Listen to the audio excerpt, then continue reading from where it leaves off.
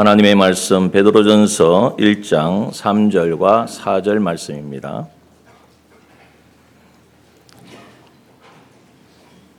하나님의 말씀 베드로전서 1장 3절과 4절 말씀 봉독하겠습니다. 찬송하리로다.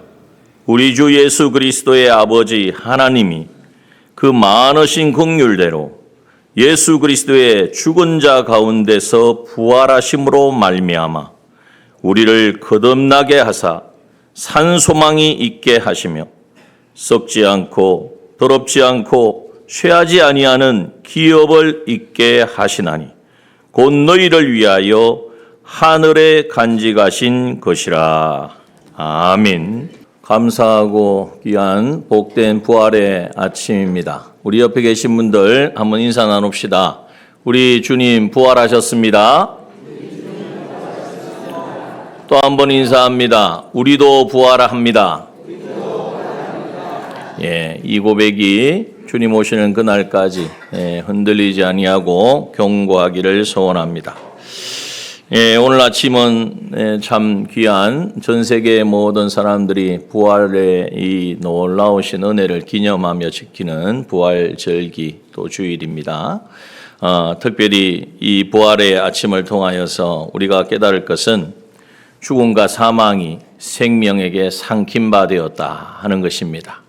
또한 절망 가운데, 고통 가운데 아무런 소망 없이 살아가는 그 모든 삶이 이제는 끝이 나고 소망에게, 영원한 영생의 소망에게 이제는 자리를 내어준 날이 우리 바로 이날 복된 부활절 아침인 줄 믿습니다.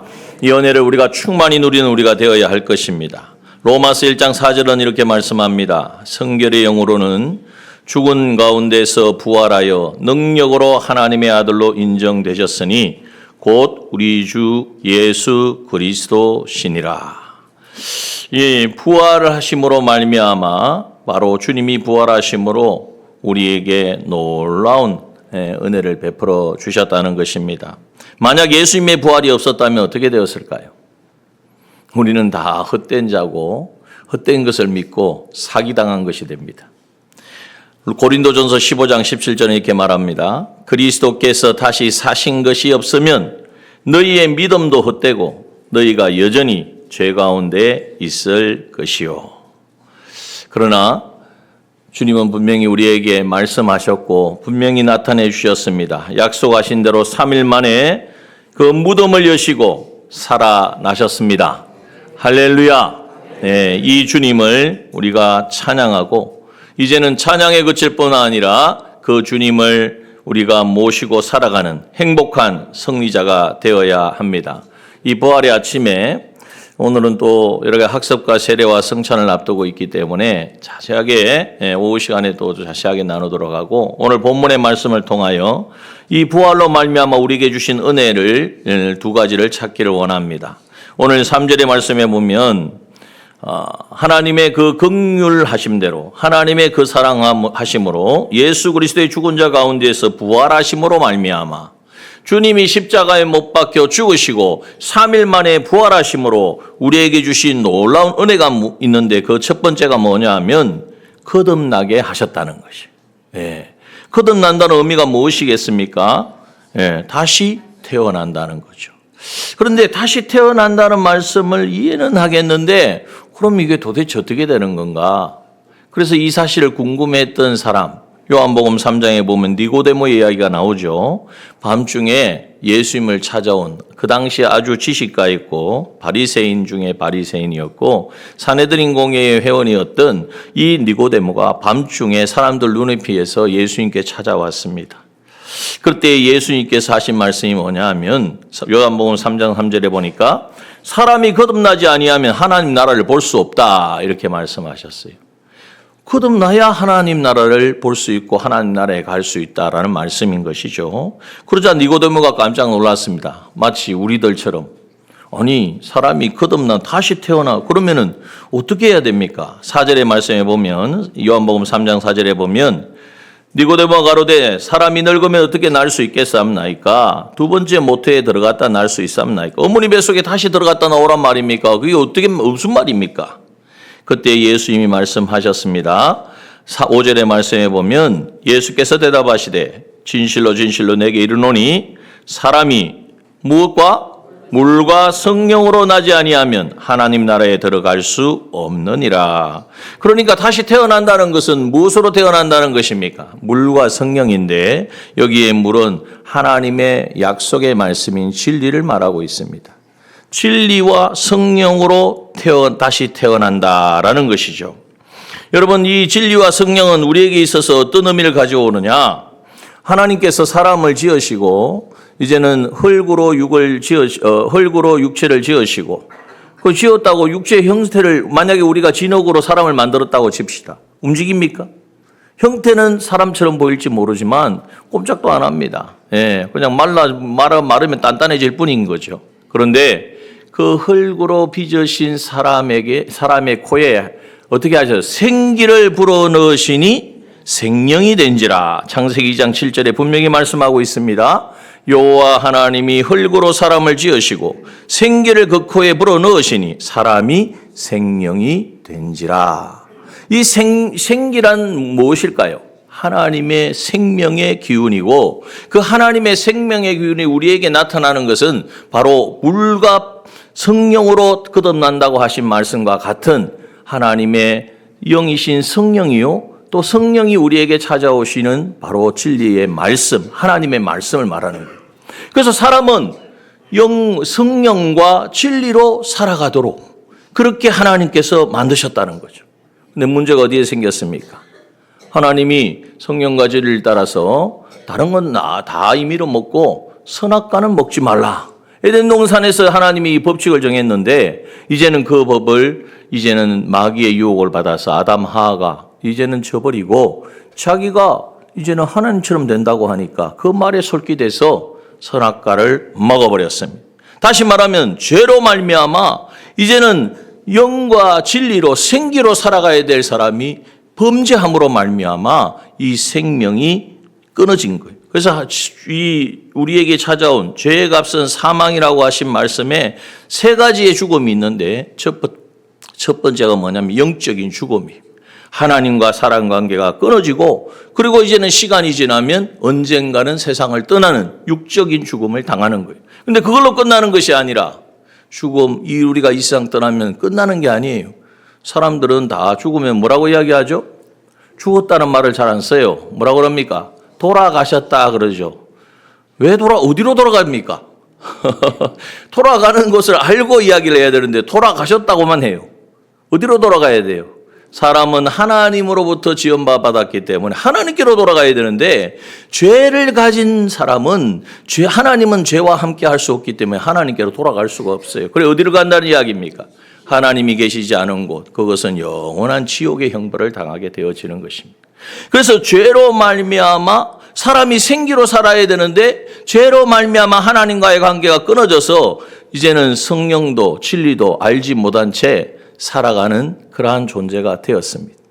그런데 하나님 어떤 분이에요? 오늘 본문에도 보니까 찬송하리로다. 뭘 찬송하느냐? 이 찬송은요, 세상에 이런 일이 없다는 거예요. 이거보다 더 큰 일이 없다는 거예요. 이 놀라운 소식을 이제는 마음껏 하나님께 높여드리는 것인데 뭘 높여드리냐면 우리 주 예수 그리스도의 아버지 하나님이 그 많으신 긍휼대로 우리 하나님은 긍휼이 무한하신 분인 줄 믿습니다. 그 사랑이 끝이 없어요. 우리의 생각하는 사랑 정도가 아니에요. 우리가 자녀를 사랑하는 그 사랑, 그것과는 비교할 수 없는 사랑이에요. 그 긍휼하심으로 말미암아 어떤 일을 하셨느냐 하면 예수 그리스도의 죽은 자 가운데서 부활하심으로 그랬어요. 누구를 보내주셨습니까? 예수님을 보내주셨다. 예수님은 누구시죠? 하나님이세요. 하나님의 아들이시지만 삼위일체 하나님이시기 때문에 성자 하나님, 바로 하나님이세요. 그런데 그 하나님이신 예수 그리스도를 이 땅에 보내주셨다는 거죠. 예수 그리스도를 보내주셔서 그분이 어떻게 하셨어요? 죽은 자 가운데서 부활하심으로. 그러면 부활을 했다는 것은 전제가 뭐가 되어야 됩니까? 죽어야 된다는 거예요. 왜 누가 죽으셨어요? 예수님이 어디에 죽으셨어요? 십자가에 못 박혀 죽으셨다는 거예요. 그 죽음은, 예수님의 죽음은 세상에 와가지고 인간의 손에서, 피조물의 손에서 죽음을 받은 그 죽음은 자신의 죄와 어떤 하나님 앞에 지은 허물 때문이 아니라 바로 우리가 하나님의 택한 하나님의 백성인데, 하나님의 백성이 죄로 말미암아 마귀의 종으로 살아가는 거기에서 우리를 건져 주시려고 우리를 대신하신 죽음인 거예요. 죄의 값은 사망이라고 하신 하나님의 법을 우리에게 적용하면 우리는 영원한 지옥의 형벌을 받아야 돼요. 그런데 그 죄의 값은 사망이라는 하나님의 법을 예수님이 대신 당하신 거예요. 예수님이 대신 받으신 거예요. 어디에서? 십자가에서. 예수님이 우리를 대신하여 십자가에 못 박혀 죽으시고 또 뭐 하셨어요? 오늘 본문에 보니까 죽은 자 가운데서 뭐 하셨다고요? 부활하심으로. 예수님의 부활은 어떤 의미를 가져오느냐? 예수님이 우리 죄 대신하여 십자가에 죽으심을 성경에서는 대속의 은혜라 그럽니다. 우리를 대신 속했다. 피 흘림이 없은 적 사함이 없느니라. 우리의 죄값을 대신 담당하셨다는 거예요. 우리의 죄를 지시고 죽으신 그분이 죽음으로 끝나면 아무런 효과가 없습니다. 뭐 우리와 똑같은 인간이라는 것밖에 더 됩니까? 좀 더 우리보다 뛰어나고 위대한 것밖에 안 되는 거죠. 그런데 죽으시고 부활하신 것은 예수님이 죽으심이 당신의 죄 때문에 죽은 것이 아니라 우리의 죄 때문이라는 그것을 확정지어 주시는 것이고, 이제는 주님이 부활하심으로 말미암아 우리에게 입혀주신 은혜가 있는데 그 은혜는 뭐냐? 죄값을 다 치러주었으니까 우리는 이제 죄 있는 자가 되었습니까? 없는 자가 되었습니까? 죄 용서함을 받은 자가 된 거예요. 주님이 죄값을 치러주심으로 죄 용서함을 받은 자가 되었어요. 또한 죄만 우리가 용서받아가지고는 하나님 앞에 나아갈 수 없습니다. 하나님 앞에는 의로움을 가지고 나가야 되는데 우리로서는 이 의로움, 하나님의 뜻에 완전한 순종을 이룰 수가 없어요. 주님이 십자가에 못 박혀 죽으시기까지 우리를 대신하여 완전히 순종하심으로, 주님이 죽으시고 부활하심으로 말미암아 우리에게 의롭다함을 입혀주신 거예요. 또한 이제 하나님 앞 이 죄사함을 받고 의롭다함을 입은 자는 하나님과 교제할 수 있는, 하나님과 연결된 생명을 누릴 수가 있는데, 이 새 생명을 우리에게 입혀주신 것이 주님이 죽으시고 부활하심으로 말미암아 우리에게 주신 은혜인 줄 믿습니다. 이것을 확정지어야 돼요. 이 대속의 은혜를 받은 자로서 이제는 하나님과 교제할 수 있도록 그 대속의 은혜를 통하여서 우리에게 주신 것이 뭐냐? 바로 성령과 진리로서 우리를 거듭나게 하신 거예요. 그러면은 거듭나게 했으면 여기 있는 사람들이 우리가 예수 믿는 순간 막 바뀌어야 되잖아요. 우리 어린 모습으로 가든지 뭐 어떤 다른 모습으로 바뀌어야 되잖아요. 그게 아니라 여기에 거듭났다는 것은 우리의 육을 말하는 것이 아니라 우리 안에 있는 영이 거듭났다는 거예요. 영이 이제 거듭남으로 하나님을 모시고 살아가는 산영이 되었다는 것을 우리에게 말씀하는 것입니다. 이 산영, 거듭난 영, 그걸 한자로 하면, 거듭났다는 말을 한자로 하면 중생, 다 거듭 살았다는 거죠. 중생한 영은 이제는 그 영 가운데에 하나님이신 성령이 거하시고 성령의 전을 삼으시고, 그러므로 어떤 것도, 어떤 마귀의 유혹도, 마귀의 공격도 이제는 그 넘어뜨릴 수 없는 그러한 영이 산영이 되어지는 것입니다. 그러므로 오늘 본문의 말씀처럼 예수 그리스도께서 죽은 자 가운데서 부활하심으로 우리에게 주신 큰 은혜가 뭐냐? 우리의 영을 거듭나게 하셨다라는 사실입니다. 이것이 왜 우리에게 중요하냐 하면, 우리가 산영이 되어질 때에 이제는 산영 가운데는 뭐가 있느냐 하면 우리에게 생기를 불어넣어서 생명이 되게 하셨다 그랬잖아요. 그 생명이 바로 산영, 살아있는 영이잖아요. 우리에게 생명을 주셨다는 거예요. 그러므로 예수님의 대속을 통하여서 우리에게 성령이 우리 가운데 거하시고, 성령이 우리에게 뭘로 찾아오시냐면 하나님의 말씀인 진리로 찾아오시는 거예요. 그래서 우리가 성령과 진리로 살아가는 바로 우리가 되어졌고, 우리의 영은 이미 성령과 진리로 하나 되었는데, 이 성령과 진리로 우리에게 현실마다 살아갈 수 있도록 우리의 마음과 우리의 생각과 우리의 몸에 이제는 우리에게 찾아오시는 거예요.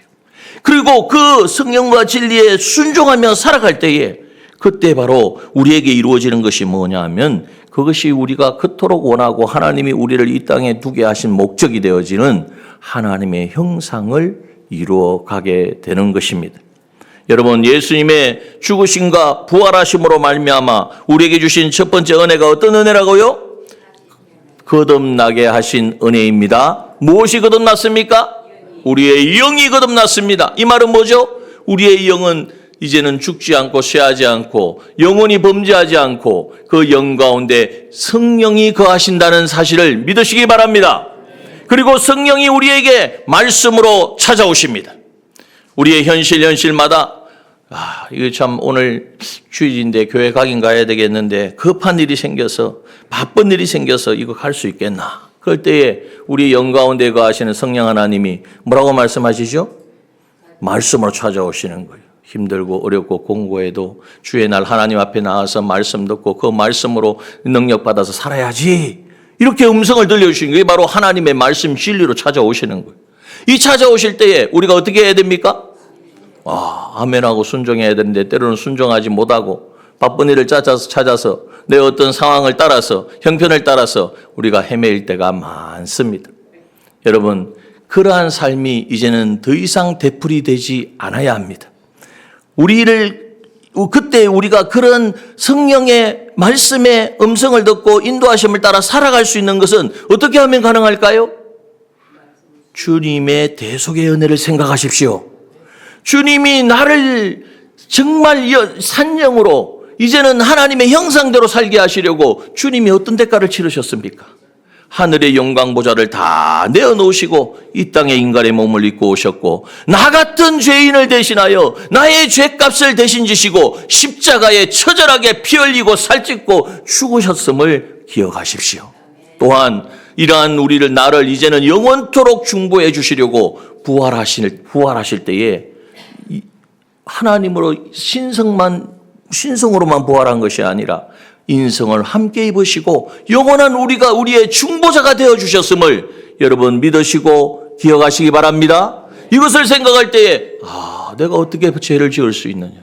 내가 이렇게 영이 거듭나서 내 안에 성령이 거하시는데 성령의 전인데 어떻게 내가 내 마음대로 내 하고 싶은 대로 내 습관대로 살아갈 수가 있는가. 여러분, 이것이 바로 우리의 힘이요 우리의 능력이 되어지는 것입니다. 자, 오늘 또한 이제는 영이 거듭난 우리에게 주시는 두 번째 선물이 있는데 두 번째 놀라운 은혜가 있는데 그것은 뭐냐 하면은 여기 3절의 끝에 보면 거듭나게 하사 무엇이 있게 하셨습니까? 산 소망이 있게 하시고 그랬습니다. 산 소망입니다. 생명 있는 소망, 변치 않는 소망. 세상의 소망은요 다 변합니다. 언제는 내가 이뻐지고 싶다 그러다가 이제는 또 다른 또 이것도 막 이루고 싶다 저루고 싶다 이런 소망을 가지고 우리가 살아가는. 여기에 뒤에 보면은 썩지 않고 더럽지 않고 쇠하지 아니하는 기업이라고 그랬는데 세상 것은요 다 썩을 것이고 더러운 것이고 쇠하여지는 거예요. 그런데 오늘 우리에게 주신 소망은 영원토록 변치 않는 거예요. 한 가지 예를 들어볼까요? 베드로를 보십시오. 오늘 이 베드로전서는 베드로가 성령의 감동을 받아서 쓴 책이거든요. 근데 베드로가 어떤 사람이었습니까? 예수님의 수제자였죠. 그런데 베드로가 예수님 아니면 살 수 없습니다. 예수님 위해서 죽겠습니다. 예수님 돌아가시면 나도 따라 죽겠습니다. 이랬던 사람인데 예수님이 십자가에 못 박혀 죽으실 때 끌려갈 때 어떻게 했죠?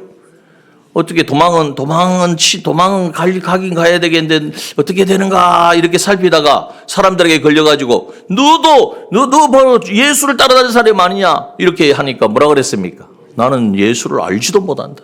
예수를 부인했습니다. 한 번이 아니에요. 또 가다 또 걸렸어. 그것도 종이 말이죠. 당신 분명히 그와 같이 있었다 그랬더니 아니다. 나는 절대 그 사람하고 같이 안 있었다. 예수님을 부인합니다. 또 가다가 또 걸렸어요. 그래서 당신의 음성을 들어보니까 그렇게 외치던 사람 맞는데 예수님 앞에서 당신이 막 외쳤잖아. 아니다. 나는 그를 알지도 못한다 하며 예수님을 저주했던 사람. 3번이나 예수님을 부인했던 그 베드로. 그런데 그 베드로는 그렇게 주님 십자가에 못 박혀 죽으시고 자기는 끝난 줄 알고 자기가 원래 배 타고 이제는 어부 생활로 돌아갔단 말이에요. 그런데 그 부활하신 주님이 그 베드로를 찾아오셨어요. 죽음을 이기시고 사망을 이기시고 분명히 자기는 끝났다. 예수님이 십자가에 못 박혀 저렇게 처절하게 죽었으니까 이제는 모든 게 끝났다 하고 이제는 낙심하고 돌아갔는데 그의 소망이 완전히 무너졌는데 부활하신 주님이 찾아오심으로 그에게는 절대적인 산 소망으로 충만하게 되었던 것입니다. 어떤 일까지 있었습니까? 그 이후로는 베드로는 주님을 배반하지 않았어요. 아니, 배반한 것이 아니라 가장 먼저 앞장서서 마가다락방에서 성령 충만함을 받고 이제는 사람들, 그 수많은 사람들, 예루살렘에 예수란 이름 옛자만 꺼내도 잡혀갈 수 있는 그 상황에서 예수님, 당신들이 구약에 말씀한 메시아가 바로 예수 그리스도라는 것을 담대하게 선포하고 그 이후로도 정말 이 복음을 전하다가 결국 십자가의 형을 당하려고 하니까 주님이 십자가에 못 박혀 죽으셨는데 어떻게 내가 감히 주님과 같은 형을 받을 수 있나? 나를 거꾸로 매달아달라. 그래서 십자가에 거꾸로 매달려 못 박혀 처절하게 죽은 것이 아니라 당당하게 그 죽음을 맞이했습니다. 그런데 그게 죽음으로 끝나는 것일까요? 그것은 그 죽음의 공포도, 죽음의 그 두려움도, 여러분 죽음이라는 게 말이 그렇지 쉽지 죽음이 찾아와 보십시오. 사람은 그 앞에서 다 무너집니다. 어떤 세상에 정말 위대한 사람도, 어떤 모든 것을 다 가졌다고 하는 사람도 여러분 죽음이 눈앞에 찾아오면 다 무너질 수밖에 없어요. 그러나 베드로는 그 죽음 앞에 담당했습니다. 왜 그렇죠? 그에게는 뭐가 있었기 때문입니까? 산 소망, 부활의 소망, 영원한 기업을 이을 그 소망으로 충만했기 때문인 줄 믿습니다. 여러분, 그러므로 부활의 아침에 이 부활의 주님을 찬양하는 우리들에게 정말 우리를 거듭나게 하신 놀라우신 은혜, 주님의 십자가의 대속의 은혜, 그로 말미암아 우리에게 주신 성령과 진리의 인도하심, 이것이 얼마나 크고 놀라운지를 찬양하는 저와 여러분 되기를 소원합니다. 또한 우리에게 주신 이 산소망, 세상 어떤 것도 우리를 넘어뜨릴 수 없고 죽음이 눈앞에 온다고 할지라도 그것에 연연하지 아니할 수 있는 그 굳건한 산소망으로 우리 가운데 충만하여지기를 주님의 이름으로 축원합니다. 그 부활에 이것을 우리가 누리는 것이 바로 진정한 부활을 우리가 찬양하는 것이고 아는 사람입니다. 주님의 부활은 곧 나의 부활이요. 주님이 부활의 첫 열매가 되었기 때문에 우리도 우리의 영은 거듭나고 이 우리의 거듭난 영이 이제는 주님 오실 그날에 다시 이제는 이제는 우리의 몸과 다시 이 신령한 몸과 하나 되어서 영원한 주님을 맞이하는 그 부활을 우리도 맞이할 것입니다. 그 부활에 한 사람도 여기 계신 분 빠지지 아니하고 그 부활의 날에 다 함께 우리가 그때 정말 그 부활절에 그렇게 찬양했던 그 찬양이 정말 이것이 실제가 되었구나. 정말 주님이 우리와 함께 하시는구나. 주 부활의 주님을 마음껏 찬양할 수 있는 우리 남정의 모든 지체들 되어지시기를 주님의 이름으로 축원합니다. 함께 이 시간 정한 주신 말씀을 가지고 기도합니다.